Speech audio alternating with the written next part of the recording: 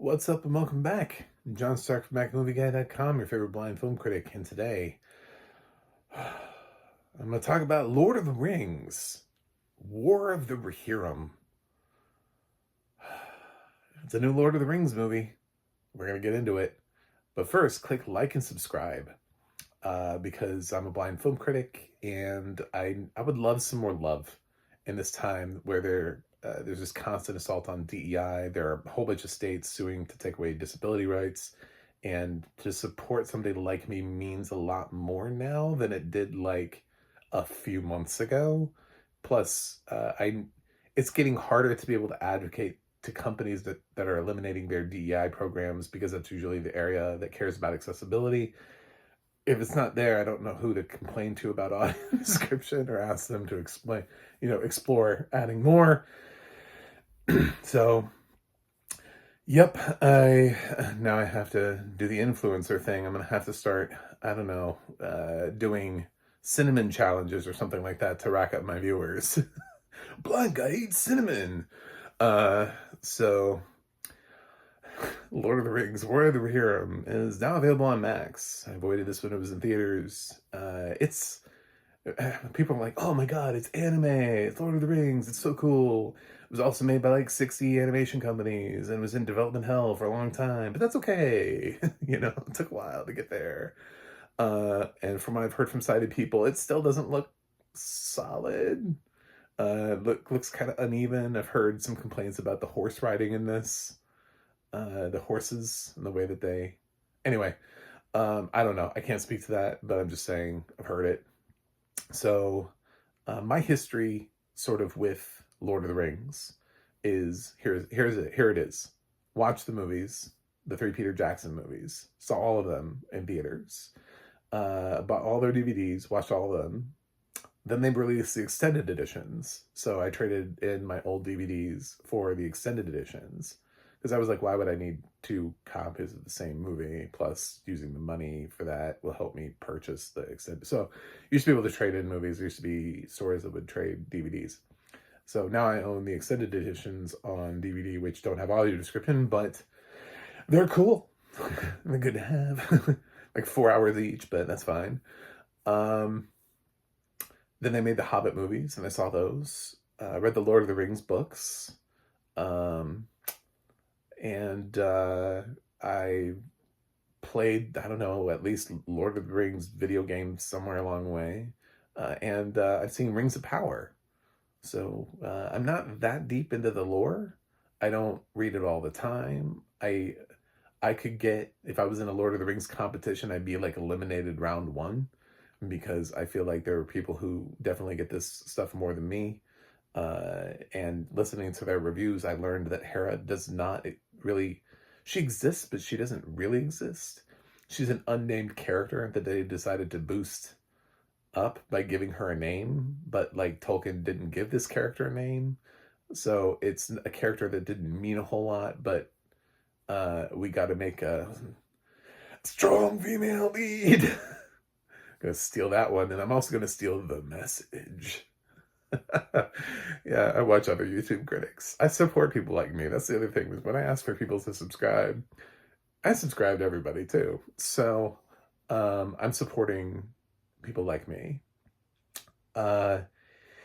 And War of the Rohirrim is, I don't know, it becomes this story that, yes, they made this because they didn't want to lose the rights to the Lord of the Rings franchise. So Warner Brothers needed to make a movie in order to continue to retain rights to Lord of the Rings while they figure out what it is they want to do long term with it. They're the ones that technically own the film rights to Lord of the Rings. So thus this movie exists.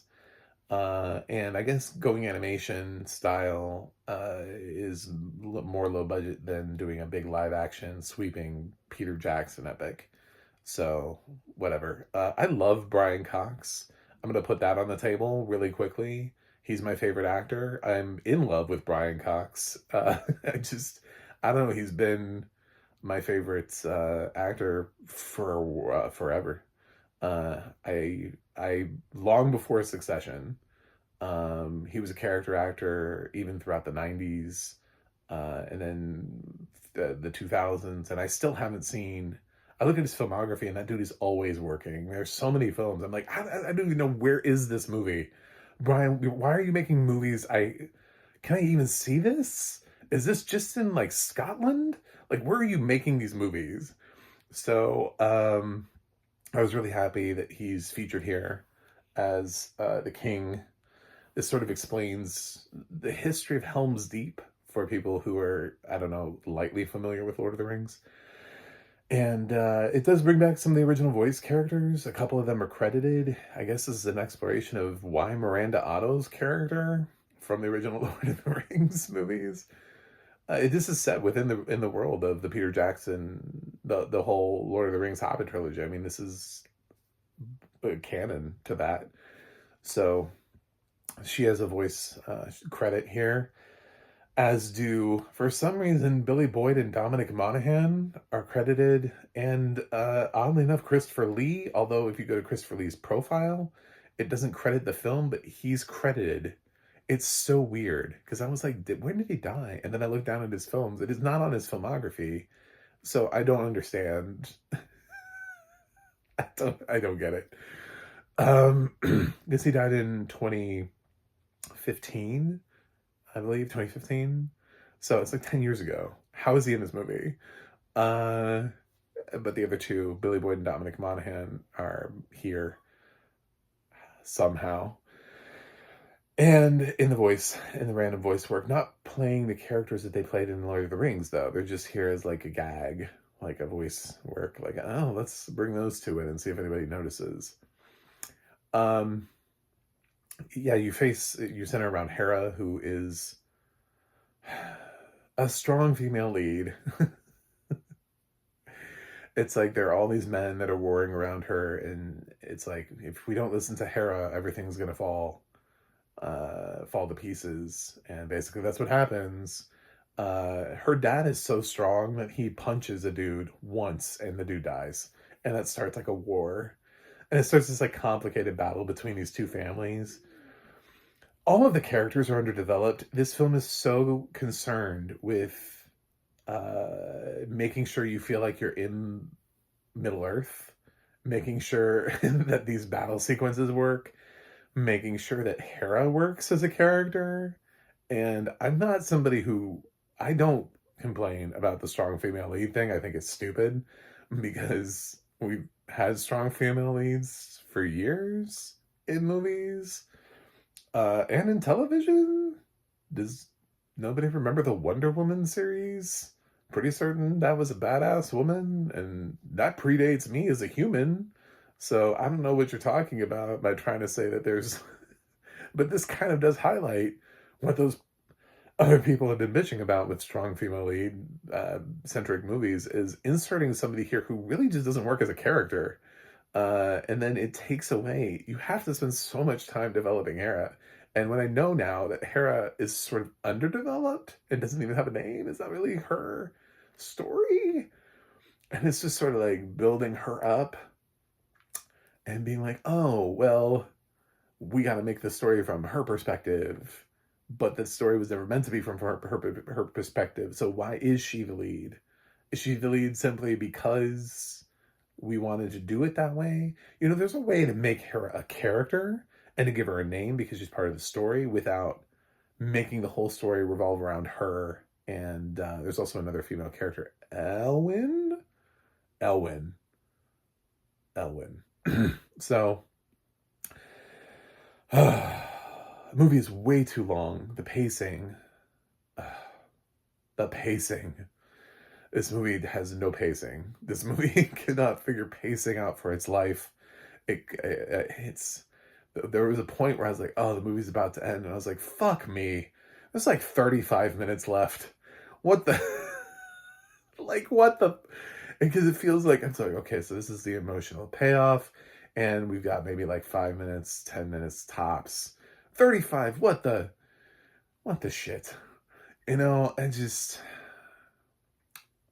I honestly tuned out. I don't like to admit this a lot because as a film critic, I'm supposed to be like actively like forcing myself to pay. I played with my phone so much during this movie. I I have never disliked anything Lord of the Rings more than this. I actually like Rings of Power more than this. I mean, it has uneven episodes, but it also has characters that I like. And when they're on screen, I'm like, yes. I love Brian Cox, and he's so underwhelming in this as a character that I couldn't get behind him. Like, he doesn't do enough. They don't use him enough.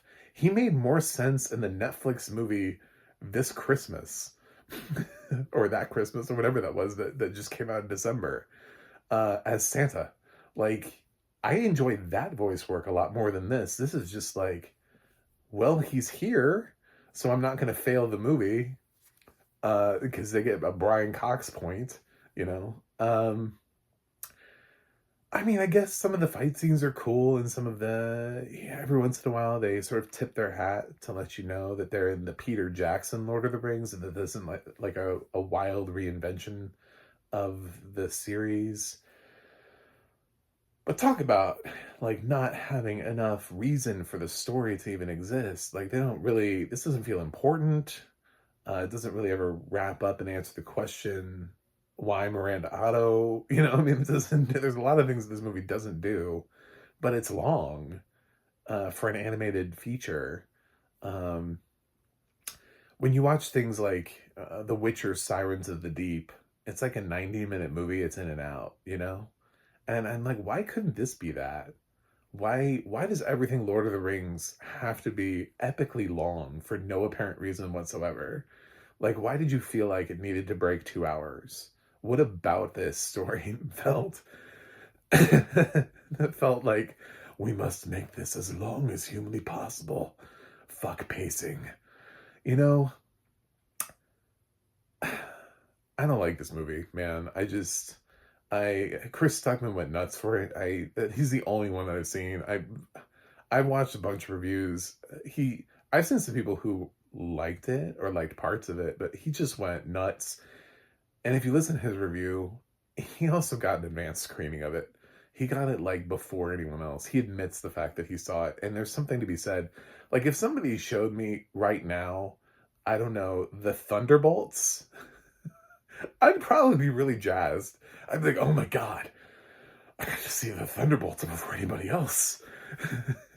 So I would go to my Thunderbolts review like, guys, I know this movie doesn't come out until June, but I have seen the Thunderbolts, and it is amazing. I would be like, so when you show somebody something like that they're already sort of fanboying over, and then you invite them in like way before everyone else, yeah, you're, you're most likely going to get a favorable response. I would admit that probably from me. Um, there's a difference between like shortly before, like an advanced screening, like 2 days before the film opens, is not the same thing as like what he claims he got before this.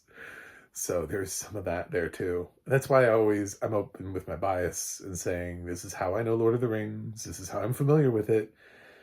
Am I this deeply invested? What's my favorite part of Lord of the Rings going into this? All that kind of stuff. Do any of the actors sway me one way or the other? Yes, Brian Cox does. All that stuff, I put that all in there. And my perspective from a blind film critic, which the audio description on here is actually pretty excellent. It's Laura Post, it's deluxe. And the audio description is very rich. It helped capture the monsters and the action sequences and the world building. There was some character description in there, but not as much as some of the other stuff. But there's so much world building around this. It's a fantasy series, and you want to make sure that you're capturing Middle Earth, and it's less about what animated characters look like, especially when they're covered in armor for most of the time. Like most of the time, these people are just wearing armor. So I don't know. There's not as much. It's a different thing. So I have different things to bitch about. That's why audio description can't just be one set of rules. There have to be a lot of like, if this, do this. If this, do this. If this, do this. Like there have to be a lot of those. And in this is like an animated Lord of the Rings movie, so it's fantasy. There are a lot of things here that have no bearing in the real world, so you have to explain them. We have to use things like size relativity, which I wish this did use a little bit more of, with some of the creatures that were larger than humans or larger than the, I don't know, the animated humans or whatever. So, kind of wish there was a little bit more of as big as blank, you know, as tall as blank. Because that kind of helps when you're thinking, instead of just using things like huge, gargantuan. It's like those are relative words to the eye of the beholder. So, in general, though, I thought this was a strong track. So, the track is better than the movie. uh, I'd much rather listen to Laura Post narrate this movie than I would actually watch the movie. I don't want to ever see this movie again. I'm sorry. I did not like this movie. Said Sam I Am. I do not like War of the Rohirrin. I'm gonna give Lord of the Rings War of the Rohirrim a C minus. I think some of the action set pieces are cool, but I would actually be giving this a rotten rating if I was on the tomato meter. It was a slog. I was so bored. Every once in a while there'd be like a cool sequence. I'd be like, well, that was fun. And then they just go back to, and I'm like, oh, I like none of the characters felt developed. And honestly, like after like an hour of the thing, I was like looking at my phone. I was like, oh, the time. I'm like, you know, I was waiting for like to hear Brian Cox's voice back in the story to be like, oh, what's Brian up to? Like this was not a great experience for me. I'm glad I waited to Max. If I'd seen this in the theaters, I'd just been pissed off. So, thanks for watching. Thanks for subscribing. And I will see you guys on the other side.